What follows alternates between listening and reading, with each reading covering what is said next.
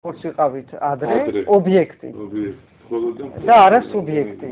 ეს იმიტომ რომ ჩვენ ხელისუფლება აღარ აგვყავს. სად იქნება რუსეთის დათმობები, იქნება იქ, სადაც ჩვენ გვინდა, თუ იქნება სხვაგან, თუ ჩვენ მონაწილეობას არ მივიღებთ და ამიტომ იმაზე ლაპარაკი რომ ეს პროცესი დღევანდელი მათი წასვლის, რომელიც გარდაუვალია, შეიძლება გაგრძელდეს რაღაც დიდხანს, ჩემთვის ამ კუთხიდან დანახული არის მიუღებელი, იმიტომ ჩვენ შეიძლება აღმოჩნდეთ იმ პროცესების მიღმა, სადაც ჩვენი მონაწილეობა დღეს არის ჩვენთვის აი გადამწყვეტი, სასიცოცხლო და მათი ამიტომ გასვლა თამაშიდან არ უნდა იყოს მხოლოდ ჩვენთვის განცხადების დონეზე, რაც გავაკეთეთ და დავიწყეთ. ეს უნდა გადავიდეს აქტიურ განწყობაში საზოგადოებაში. და სხვათა შორის საზოგადოებამ გააკეთა არაჩვეულებრივი განაცხადი, არაჩვეულებრივი, ძალიან სამწუხარო. როცა გავრცევდა, რომ ხელისუფლებამ თურმე შეიძლება მოწამლა პატრიარქი. მე იმას არ ვეხები, ეს მართალია, არ არის მართალი ჭორია, რატომ მოხდა ეს ყველაფერი. საინტერესო ის არის, რომ საზოგადოება, რომელიც ამას ასე ადვილად იჯერებს, რომ თავისი ხელისუფლებას შეუძლია ამის გაკეთება, ამ საზოგადოების და ამ ხელისუფლების შორის ბოლო ძაფი გაწყვეტილია. ეს იგი საზოგადოება ამით აცხადებს, რომ მე შენგან ველი ყველაფერს. თვითმართველობის ხელისუფლება რომ მოვიშოროთ რა და სააკაშვილი კონკრეტულად და დაუშვათ ვინ არის ახლა თქვენ გეგულებათ, რომ დაუშვათ ოპოზიციურ პარტიებში ვინ არ წამოვიდეს ამაზე ან დაუშვათ უარი. არა, მე ვარ დარწმუნებული და სხვათა შორის ერთი რამე არის, რასაც ყოველთვის ამბობდნენ ჩემს შესახებ, რომ არის ჯიუტიო. ხო და ვარ ჯიუტი, რა ვქნათ. ვარ ძალიან ჯიუტი და ამიტომ ყველა პარტიებს გაუშვებ სისხლს.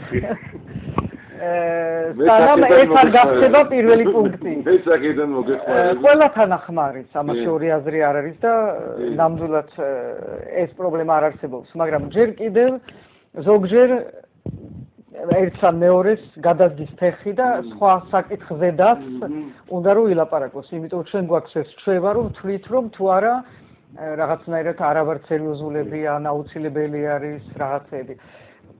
რა დროს საარჩევნო კოდექსი არის.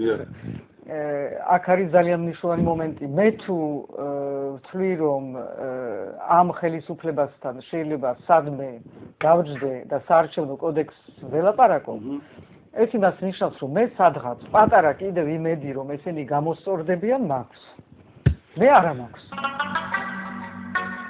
ხდება მაგალითად ისა ბაგრატიონების ქორწილი და აქედან მოულოცე მე დიდი სიყვარული დიდი ხა იყავით ხო ხელისუფლების არც ერთი წარმომადგენელი იქ არ მივიდა და ეხა ესეთი რაღაც გავიგე მე ეხა შეგნებულად გვარდასახელს არ დავასახელებ ამ ადამიანისას ეს დაახლოებული პირი არის ესე იგი ხელისუფლებასთან უბრალოდ პარლამენტში იმყოფება დღეს ხო და ესე უთქვია რომ პრეზიდენტიო მზად არისო საპრეზიდენტო არჩევნების დანიშვნისთვისო.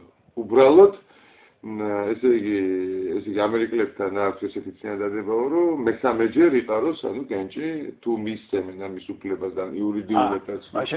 მაშინ დაინიშნება არჩევნები. რა თუ არა და მაშინ შესაბამისად არ დანიშნავს და ასე შემდეგ. გასწრებში არიან ამერიკელები. კონსტიტუციას როგორც გინდათ ის ეცვლის და შეუძლია. შეუძლია, მაგრამ ან შეცვლის, ან არ შეცვლის, მაგრამ არანაირად არ არის დაკავშირებული ვინმესთან ან ამერიკელთან. ერთი დღევანდელი ახალი ადმინისტრაცია მე ამის პირობას გაძლევთ, სულ სხვა რამეზე ფიქრობს, ვიდრე ჩვენთან როგორ შეიძლება ან არ შეიძლება კონსტიტუცია იმისი თავი აქვს ახლა და ბაიდენს არაფერი არ ეტყობოდა იმ დღეს და არც სააკაშვილს რომ რამეზე შეთანხმდნენ საფაშორის. ბაიდენზე თქვა რომ ძალიან ნაყოფიერი შეხვედრა მქონდა და ამ დროს გამოდის ივანოვი და იგივე ძახის. ყველას ძალიან და ეს ყველაფერი არის ჩვენი ენერგიის გაფანტვა. რომ ვიფიქროთ იმაზე, რისი უფლებას მიცემენ ამერიკელები ან რუსები, სხვათა შორის დღევანდელ დღეს უფრო მეტი უფლება აქვს მოცემული სააკაშვილის რუსების მიერ, იმითი რომ ყოველი მათი ძახილით რომ წავიდეს, აძლიერებენ ჯერ კიდევ, მაგრამ ეს უკვე ესეც მიდის თავის საბოლოებამდე. ევროპელები საერთოდ არ ეხებიან ამ ტიპის ჩარევით, ეს არ არის მათი ჩვევა და მოქმედების ფორმა.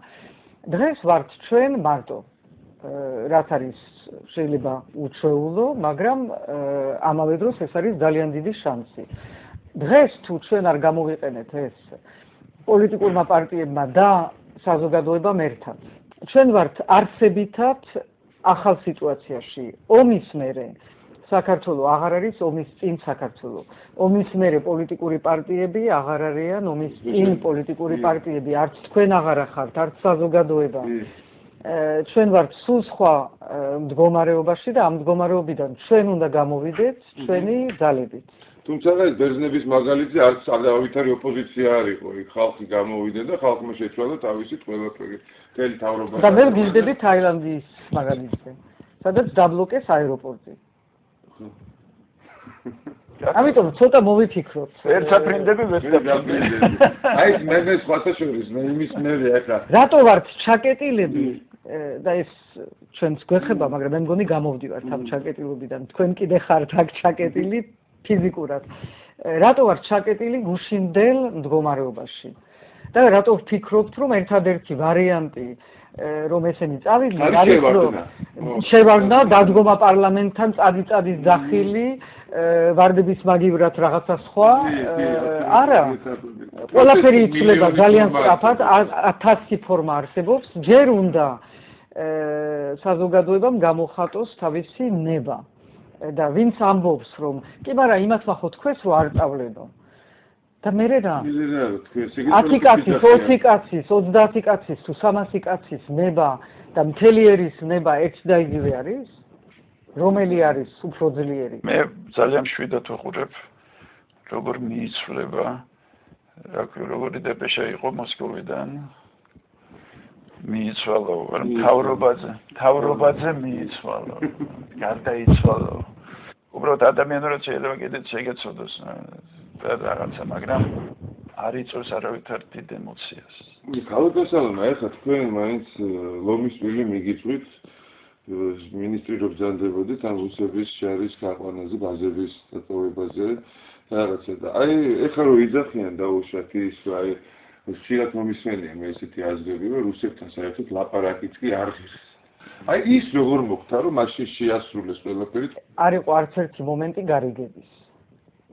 პირველივე დღიდან როცა შევხვდი მე როცა გადმოებარა ეს ისა დიდხანს არ მაძლევდი სხვების მონოპოლია იყო რუსეთთან რატომღაც ლაპარაკი როცა გადმოვიდა ჩემ კომპეტენციაში და პირველი შეხვედრა როცა შედგა ამ თემაზე ლავროვთან და რაღაცა მე ვთხარი მე